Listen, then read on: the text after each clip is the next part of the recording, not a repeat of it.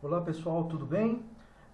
Nós vamos falar um pouco nesse vídeo, que eu prometo ser breve, a respeito de compliance, né? Então, qual que é a ideia do compliance, de onde surgiu, um pouquinho da história. Nós criamos também um modelo aqui de compliance, um pouco voltado aí para a área de saúde, para que se tenha um pouco a ideia do que é esse compliance na prática, né? Na prática, como ele funciona, o que precisa ser observado. Vou demonstrar isso tudo aqui um pouco mais ao final do vídeo. E o primeiro tópico que precisamos abordar aqui é qual a ideia de compliance, né? Vamos fazer uma pequena introdução a respeito de, primeiramente, o que significa, né, essa palavra aí americanizada que nós tivemos aqui no Brasil. Inicialmente, essa palavra ela deriva do verbo em inglês to comply, que é uma ideia de se fazer algo dentro de uma determinada norma. Então, a ideia do to comply seria exatamente isso. Olha, eu preciso obedecer normas e fazer as coisas ou fazer determinados procedimentos baseado nessas normas. Então, essa é a ideia, esse é o foco central, né, desse nome, da expressão compliance. Então, fazer algo de acordo com determinadas normas, né? Dizem, né, não é muito preciso essa cronologia histórica do compliance, mas existe uma teoria de que o compliance surgiu junto com o Banco Central americano, que no início aí do século XX começou a disponibilizar, né, a facilitar um pouco mais as relações econômicas no mercado americano, e era necessário, portanto, ter ali uma norma que conduzisse essas relações naquela época um pouco mais abertas, né, com uma certa, não vou dizer discricionariedade, mas com uma certa liberdade para os membros que participavam dessas relações econômicas. Precisava-se, portanto, então, de uma norma, né? Precisava de determinadas regras para se trabalhar com essa, para gerenciar ou regular essas operações. Então, existe uma teoria que o compliance começa a surgir no início do século XX, portanto, com o Banco Central americano regulando um pouco essas relações econômicas, financeiras. Bom, e o objetivo, né, assim, né, no mundo todo teve esse mesmo intuito, ou seja, eu tenho as minhas relações econômicas, mas eu preciso que essas relações sejam regulamentadas de alguma maneira. Isso demorou muito a chegar no Brasil, né? Essa expressão compliance, termos toda essa cultura no Brasil, isso precisou de um tempo maior, mais precisamente ali em 2014, 2015, nós começamos com essa ideia de compliance no Brasil. Por quê? Bom, todos aí já sabem, né? Nós tivemos vários casos de corrupção no Brasil, estourou muito isso aí a partir da Lava Jato.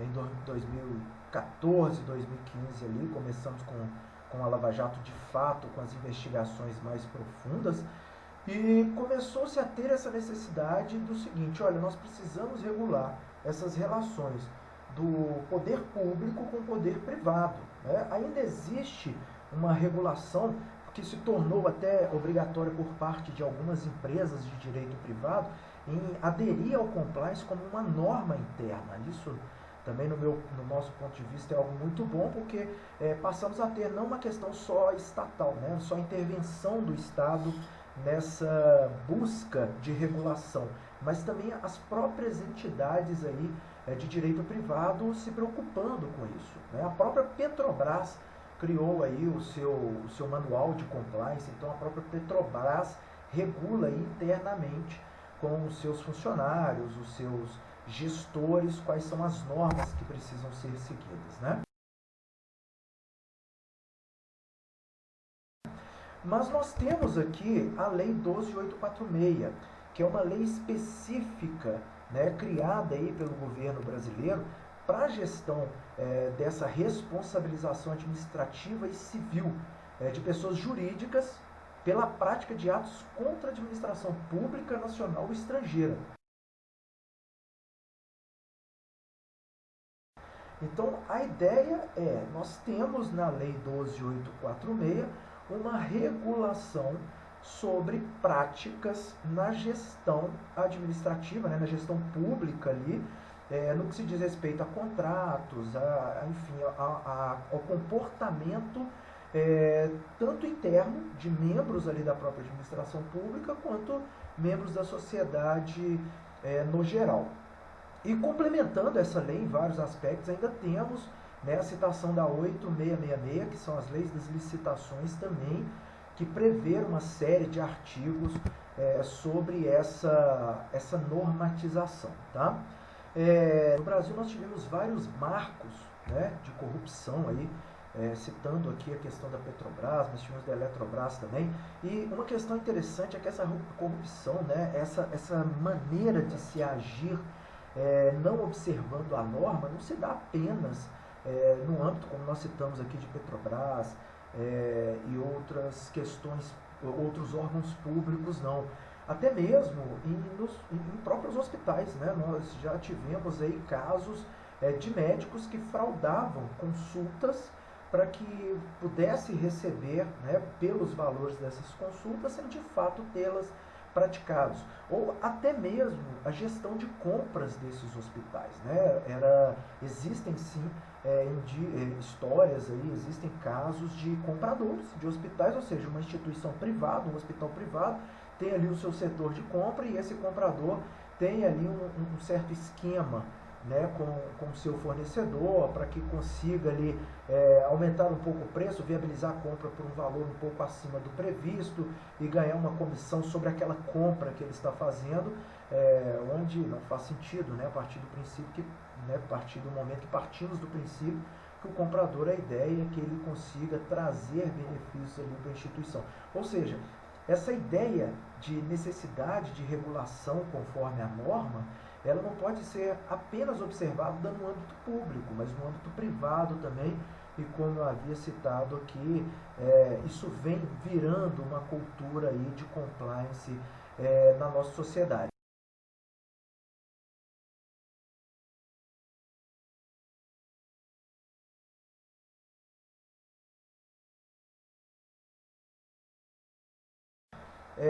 Nós criamos um manual de compliance, e eu vou apresentar esse manual para vocês aqui bem rapidamente. Nós temos aqui nesse manual, e é interessante citar que no manual de compliance nós temos alguns pontos que são relevantes. Então, o propósito do manual de compliance não é simplesmente ter regras, e nessas regras definir o seguinte: olha, isso pode e isso não pode. Não, o manual de compliance, ele é mais do que apenas regras, A ideia do manual do compliance tem que ser algo que realmente traga todos os envolvidos para essa cultura da prática do compliance. Então, ou seja, o ideal é que no manual do compliance você tenha, por exemplo, um propósito, uma mensagem inicial. Qual que é o objetivo daquele manual de compliance? Por que nós criamos esse manual?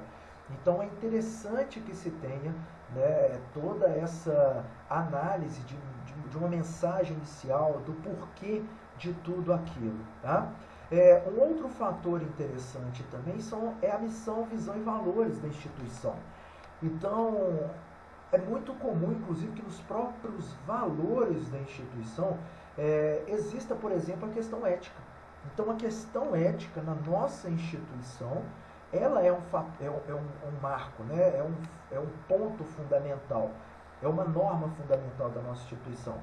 E toda a observância desses valores também deve estar presente nesse manual de compliance, assim como a excelência na gestão, a própria postura profissional de um determinado indivíduo dentro dessa coletividade.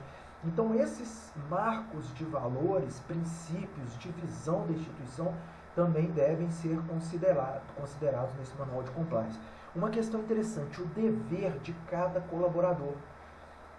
E aqui nós partimos já numa introdução sobre os artigos e normas, mas de uma maneira ampla. É importante deixar claro de uma maneira sucinta o seguinte: olha, qual é o dever que a nossa organização e os nossos colaboradores devem seguir?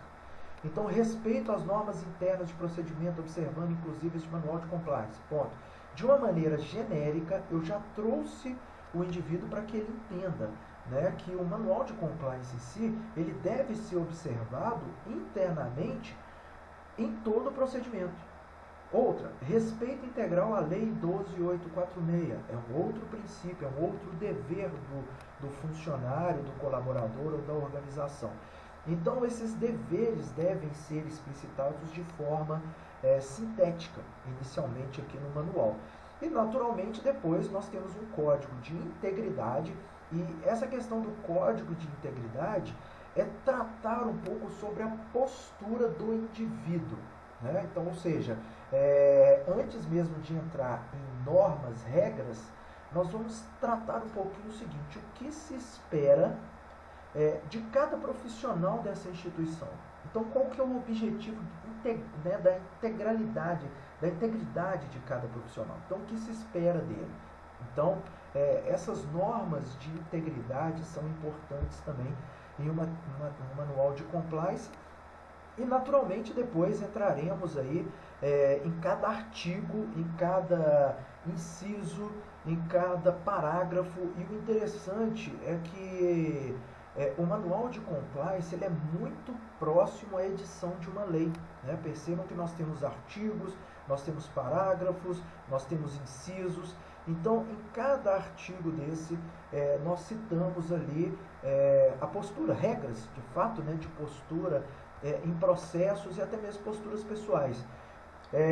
Essa regra, por exemplo, que nós buscamos aqui, inclusive da Lei 12.846, se trata, por exemplo, de brindes e bonificações, que só devem ser aceitos ou dados caso o valor não ultrapasse R$100, e esse seja para todos do setor, sem exceção.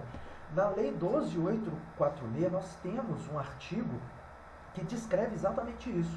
Em uma repartição pública, não é proibido a entrega de brindes ou você, entregar um voucher de almoço para os funcionários daquele setor. Mas perceba, não pode ser um valor expressivo, né? Então tem que ser um valor de no máximo R$100, e não pode beneficiar apenas um servidor. Você tem que adotar isso como coletividade, ou seja, se a repartição tiver 5 pessoas, você vai ter que premiar 5. Até mesmo porque parte-se do princípio que aquela repartição ela é um núcleo. Então, se houve um motivo de se bonificar, que se bonifique ali a coletividade, porque, de fato, ninguém na repartição trabalha sozinho, né? Então, essa é a ideia que a Lei 12.846 nos traz. E, naturalmente, todo o compliance tem que ser feito observando, né, as normas legais, aí, de preferência a Lei 12.846, ou como citei aqui, a Lei 8.666. Então, nós temos toda uma descrição de incisos do próprio artigo sobre o que se pode, né, considerar ou não. Considera-se agente público estrangeiro para os fins desta lei, né? Claro que aqui nós tratamos como se esse manual incorporasse a instituição como de fato uma lei.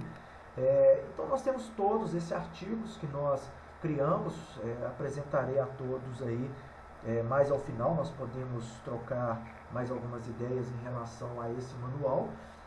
E aqui nós temos também um ponto interessante, que é um conselho de compliance, né?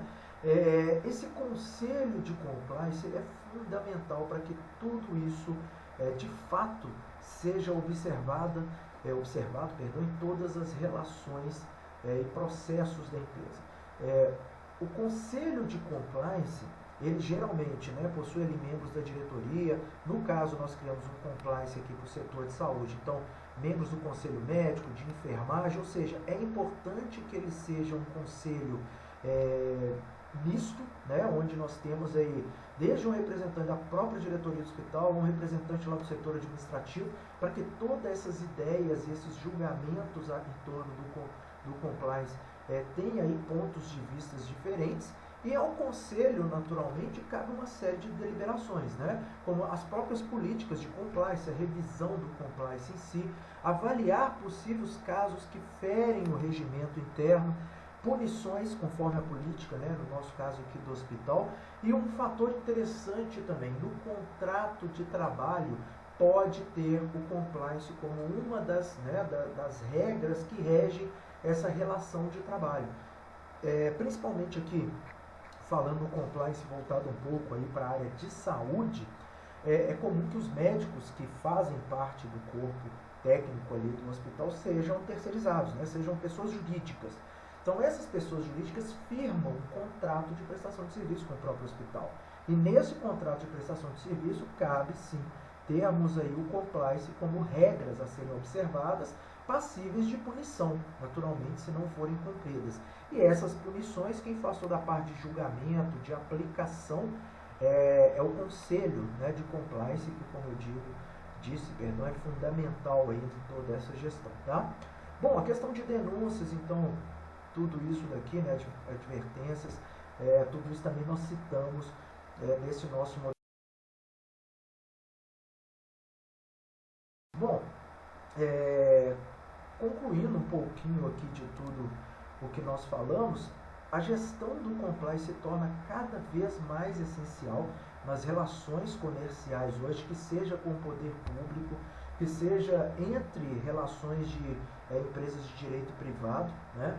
Percebe-se muito essa necessidade de se ter o compliance para se evitar até sanções administrativas penais por funcionários, por exemplo, que não seguiram uma determinada norma, né? Então parte do princípio que a responsabilidade se torna já subjetiva, então, ou seja, existe um manual de compliance, existe uma cultura de compliance, mas caso um representante daquela instituição, naturalmente falando de instituições privadas, né, desobedeça determinadas regras ou haja de forma ilícita, existe aí por parte dessa organização de direito privado ter um momento ali de defesa, definindo o seguinte, em sua defesa, que o compliance existe a cultura e aquele profissional específico ali não obedeceu determinadas normas. É claro que é algo ainda muito recente na jurisprudência brasileira, e eu particularmente fiz algumas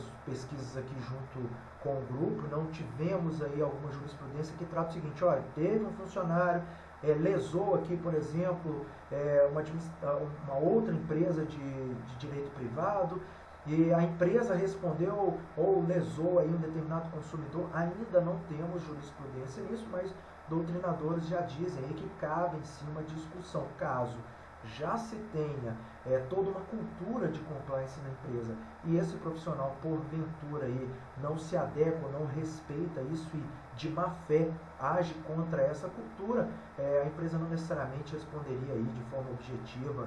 Então teríamos aí uma margem, né, de defesa para que a empresa possa se desassociar desse profissional. Bom, no geral é isso. Nós tratamos um pouquinho aqui sobre essas questões de compliance. Finalizando esse vídeo, eu e o grupo estaremos aí abertos a algumas questões, algumas dúvidas aí que se façam necessárias serem elucidadas. Então, muito obrigado pelo tempo e boa noite.